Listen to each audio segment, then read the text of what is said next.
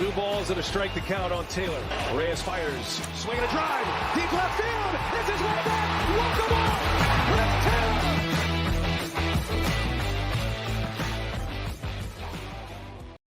What's up, everybody? Welcome into DodgerHeads, presented by DodgerBlue.com. My name is Jeff Spiegel, joined today by Scott Geirman, and we are talking Dodger pitching and asking the question, is it possible that we're just a couple weeks away from the Dodgers actually having too many starting pitchers?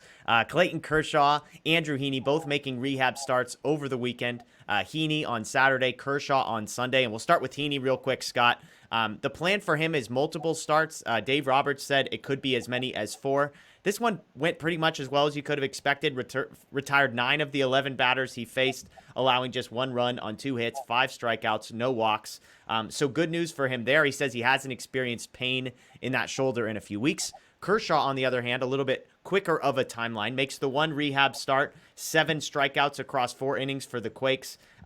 Dave Roberts has since said that his next start will be for the Dodgers. Many are expecting it to be Sunday, which is when Mitch White would next take a spot in the rotation. So with Kershaw due back possibly as soon as Sunday, Andrew Heaney probably a week to 2 weeks away after that, how would you handle this? You've got Gonsolin and Anderson, who were sort of the 5-6 piggyback guys heading into the season. They've been so good. The Dodgers might have 6 guys. How would you handle it, Scott? You know, it's a really good problem to have, and I'm very glad that I don't have to make that decision. I'll leave it to Dave Roberts and everyone to critique, even having to manage, a lot of good arms, and I'll leave that up to Dave. But it's odd because to have the back end of your rotation pitching as well as it was, like we spoke right before, there was a lot of question marks heading in about, the depth might be an issue, but the depth is kind of carried, which has been really surprising and really cool.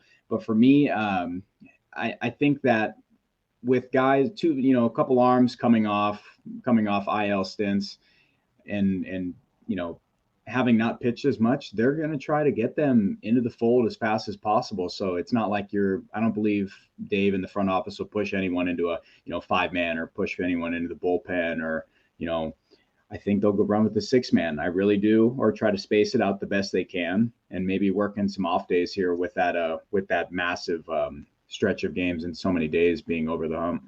Yeah, it's interesting because at the beginning of the year, like I kind of hinted at, Gonsolin and Anderson were sort of tag teaming the number 5 spot in the rotation. Gonsolin would start, Anderson would piggyback. It's not even an argument. Those are your 2 best starting pitchers right now. Now, when Clayton Kershaw comes back, I think he's in that conversation. Julio has been good. Buehler has struggled. Andrew Heaney, you can make an argument that when Heaney went down, he was the best pitcher the Dodgers had, maybe outside of Clayton Kershaw. And so it's not just a problem of having 6 guys that you're paying or 6 guys who have expectations. It's having 2 guys who are on fire, 2 guys who were on fire and are coming back from injuries, and then the other 2 guys were probably your number 1 and 2 starter heading into the season. You mentioned it. I mean, does it mess with guys at all to go to a 6-man rotation? Like, do you think that will mess with the rhythm of a guy like Gonsolin or Anderson, or even would that hinder the sort of the recovery time of Kershaw or Heaney to have extra days off? Because if you go a 6-man rotation, if you've got an off day, that becomes a 7-day, essentially a 7-man rotation at times with an off day mixed in the middle. So do you think that would be problematic, or actually would that be a benefit for later in the season? I mean, and rest helps, but just like you said, there's some arms that like to pitch in rhythm, that you like to get in a regular schedule and know when you're going to start and not be pushed off that, man. But it's a tricky spot. I think they'll look at the schedule and how they want to manage that, but it's just, I don't see anyone. There's no one on the cusp where they could be like, yeah, we'll send them down and just, let them pitch on regular rest and, AAA, AA. But yeah, it's kind of an odd predicament, but with quality, that's the nice part. It's that they have a lot of qualities to shuffle around. So it's I don't know how to quite answer that. We'll see how they do it. It seems like a 6-man, or even I could even a piggyback, like that would even, if we go back to that, the piggyback situation, knowing that we have enough quality arms that they could piggyback, and it would give you 2 arms of depth of going with top end performance, and give that bullpen the day off, because we saw how it was against the Mets. It pushed them to the limits, and they broke. they broke a little bit. So if that's the case, if that's what they do, that would be another avenue that I would be in favor for.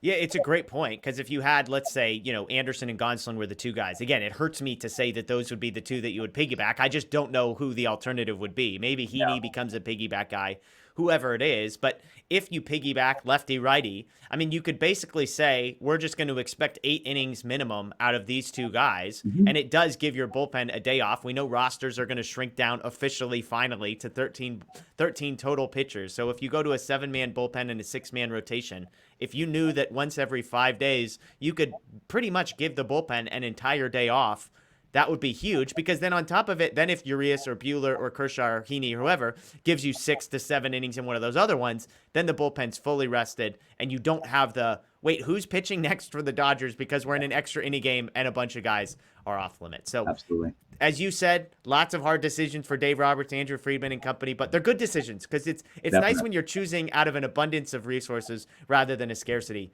of resources. Yep. That's Scott Geirman. My name is Jeff Spiegel. As always, we appreciate you joining us. We'll see you next time. Make sure you check out DodgerBlue.com, DodgerBlue1958 on social media. And of course, subscribe and ring the notification bell right here.